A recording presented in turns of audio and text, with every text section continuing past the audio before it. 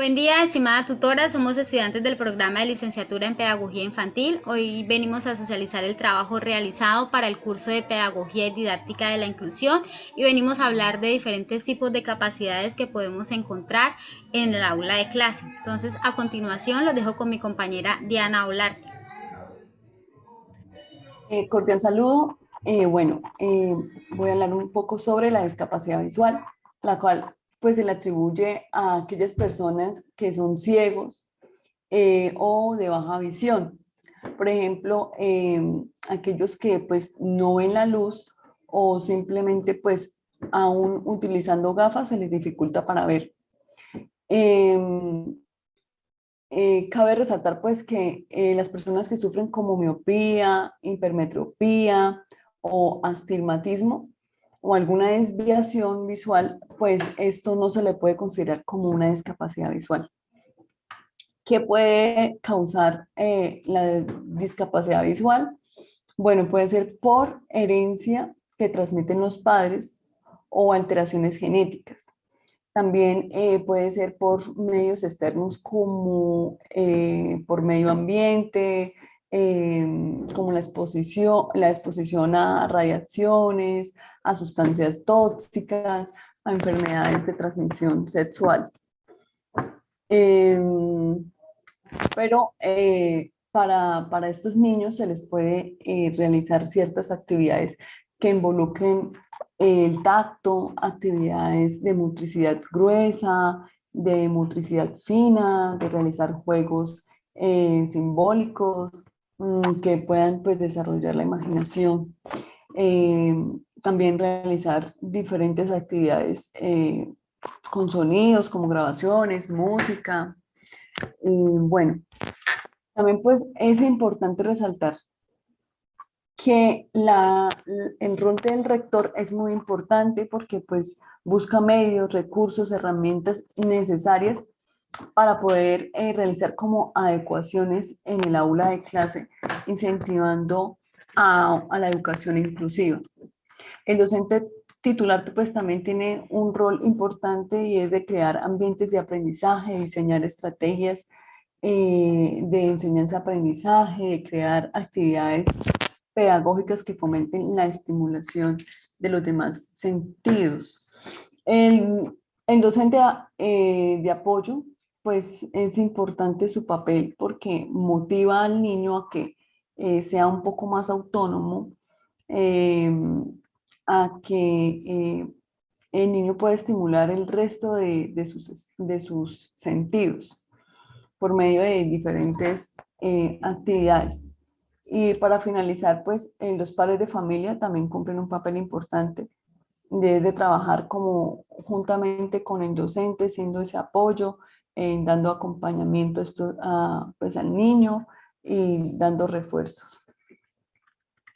Por último, estos estudiantes, estos niños con esta discapacidad, es importante que estén comprometidos, dispuestos a desarrollar todas aquellas actividades que tengan buena actitud para poder lograr los objetivos. Los dejo en la compañía de nuestra compañera Geraldine.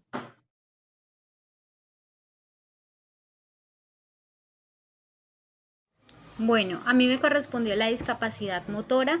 Debemos partir de la definición de que esa discapacidad es la dificultad que tiene el niño o la niña para moverse y puede ser causada por diferentes factores. Entre ellos encontramos, puede ser una dificultad que se presentó en el momento de su nacimiento, puede ser también causada por un accidente que tuvieron o que el niño tuvo o por la falta de alguna extremidad de su cuerpo. Es importante saber de que esto dificulta tanto la motricidad fina como la gruesa y es importante tener un diagnóstico claro sobre qué tipo de discapacidad tiene el niño o la niña que está padeciendo esto.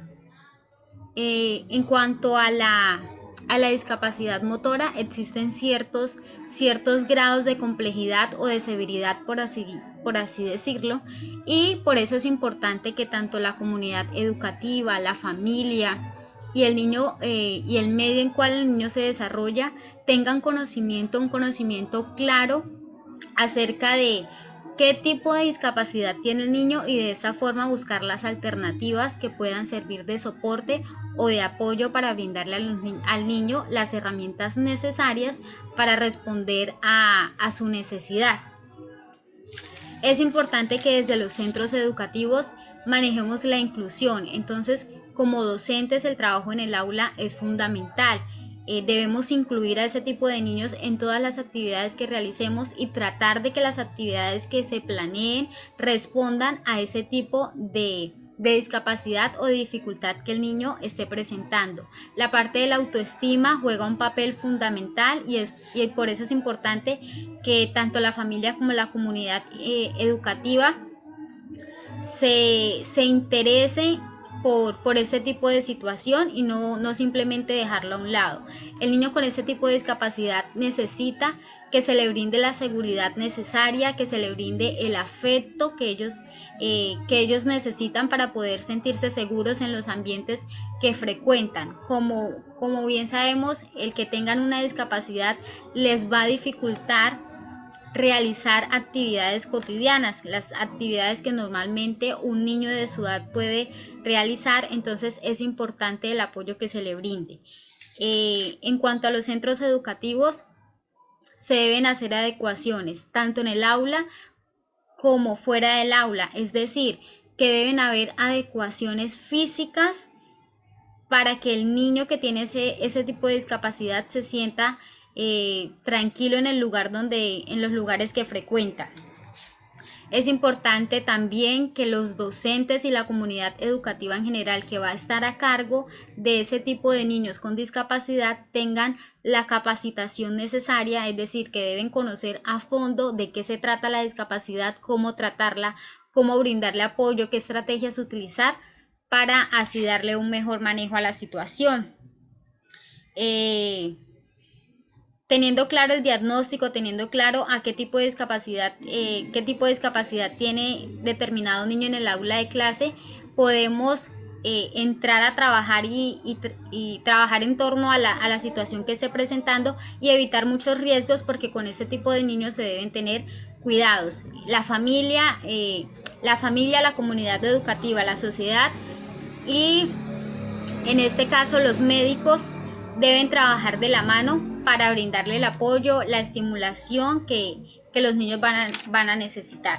Es importante también mencionar que existen centros especializados que brindan apoyo, corporaciones, fundaciones que brindan apoyo para los niños que tienen ese tipo de dificultades y para que puedan ellos integrarse a la sociedad.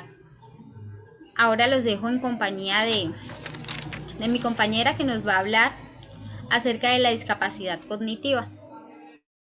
La discapacidad cognitiva. Esta se enfoca en dos diferencias basadas en el aprendizaje y el desarrollo presentando en dificultades en motricidad. En esta existen tres comunes, que es el autismo, síndrome de Down y el síndrome de Asperger. Las causas pueden ser dos, ya puede ser causa genética o ambientales. Las causas genéticas se presentan cuando el origen se determina en la alternación de los cromosomas o células que forman los genes del ser humano, como por ejemplo el síndrome de Down, que es común. Las causas ambientales donde el niño se encuentra o cuando está en un momento de gestación en el feto, el ambiente ocasiona dificultades. Estas enfermedades o discapacidad cognitiva se detectan antes del nacimiento, a partir de la utilización de exámenes especializados que permiten identificar las condiciones del niño o niñas antes de que nazca, antes de su nacimiento.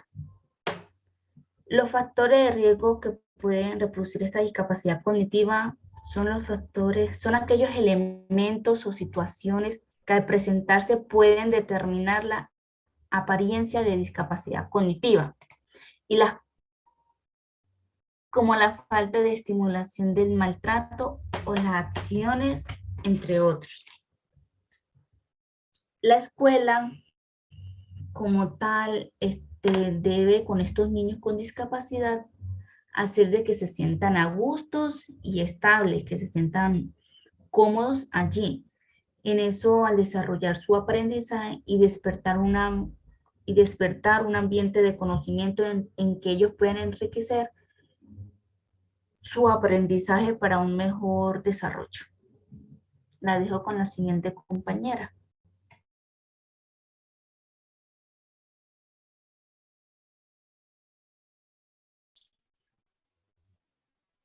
Bueno, yo le voy a hablar sobre el autismo. Primero, para empezar, el autismo es un trastorno de desarrollo de origen neurobiológico que da lugar a diferencias significativas en habilidades que típicamente se esperan en niños y una niña normal, que se desarrolla normal. El autismo en los niños y niñas se refleja en los primeros años de vida. Entre un año a 3 años se puede reflejar ese trastorno de discapacidad. Los papás deben estar muy alerta para saber, para detectar esta discapacidad. Como por ejemplo, los niños pueden, desde la edad esa, pueden jugar raro, emitir sonidos diferentes a lo que un niño habitual normalmente hace. Porque un niño habitual juega así con sus manos, pero los niños que desarrollan este autismo hacen sonidos raros, juegan diferentes con sus manos, no fijan la mirada directa a sus padres cuando le están hablando. Cuando está hablando, fijan la mirada, pero detrás de ellos. También no señalan como niña, mire, vamos a mirar esto, eso no, ellos arrastran a la persona y les muestran lo que está sucediendo o lo que están mirando. O también el niño con autismo se queda observando una sola cosa, mirando fijamente una cosa y se queda ahí y no oye lo que está alrededor de su entorno. También para que si el autismo es un trastorno de desarrollo, como dije anteriormente, que se desarrolla en los primeros años de vida, de origen neurobiológico. Muchos dicen que con los niños que padecen esta discapacidad,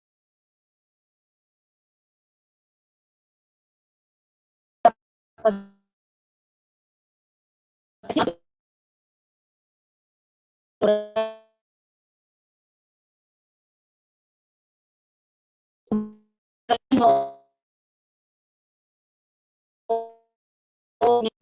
también el autismo con la esquizofrenia, que son totalmente diferentes. No es un trastorno que desarrollan ellos desarrollan mediante sus primeros años de vida. También, ¿qué no es el autismo? A veces dicen que los niños con autismo no avanzan y no progresan. Se creen eso, que no pueden ser independientes por ellos mismos. Pero la mayoría de ellos lo hacen y se involucran en una vida social normal. El autismo no es una enfermedad, no es una enfermedad que se trata o que tenga cura. El autismo es un cambio en un conjunto de características que hace diferente al funcionamiento del niño o la niña. El autismo se desarrolla más en los niños que en las niñas.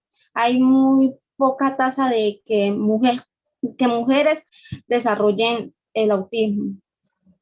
Tampoco es un problema psiquiátrico o traumal psicológico.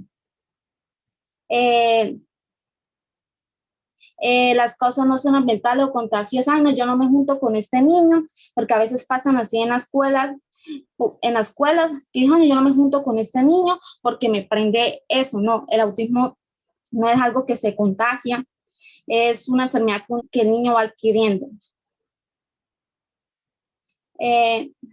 no todos son genios ni todos son retrasados mentales, como dicen, uy, como pasan en las películas o eso, este niño es autismo, el superdotado, no, hay algunos que son inteligentes, hay otros que son normales, como otros niños que van a aprender, que hacen su aprendizaje como un niño normal, y hay otros que sí tienen su retraso de aprendizaje, pero para eso estamos nosotros los docentes, que nosotros nos encargamos de ayudar y formar a ellos niños no son diferentes, solamente lo único que lo hace diferente es el autismo que los hace en su mundo.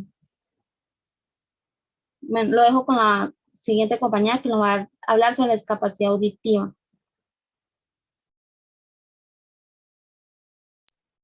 Bueno, la discapacidad auditiva es la pérdida de la habilidad para escuchar.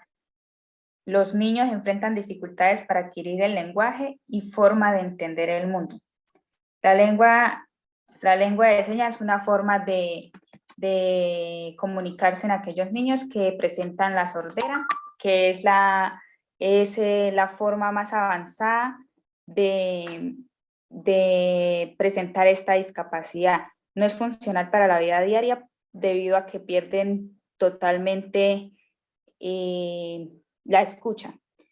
Para esto, pues usan más la visión y el lenguaje de señas como principal vía de comunicación. Es bueno que pues, en las instituciones se implemente la lengua de señas, beneficiando a los niños sin ninguna discapacidad desarrollándose en esta área y beneficiando a aquellos niños que presentan la discapacidad auditiva para que se desarrollen en la misma área que se desarrollan los niños que no presentan esta discapacidad. También se presenta la hipoacusia, que es una debilidad auditiva y ella es moderada, es funcional para la vida diaria. Esta se puede adquirir el lenguaje oral a través de la información que reciben el apoyo de algunos aparatos o implantes. Esto que les ayudan a ellos pues para que se puedan comunicar mucho mejor y ya no, por lo que ya no padecen la sordera como en sí. Los que presentan la hipoacusia, ya siendo moderada y utilizando estos aparatos, se pueden adquirir más conocimiento de los demás.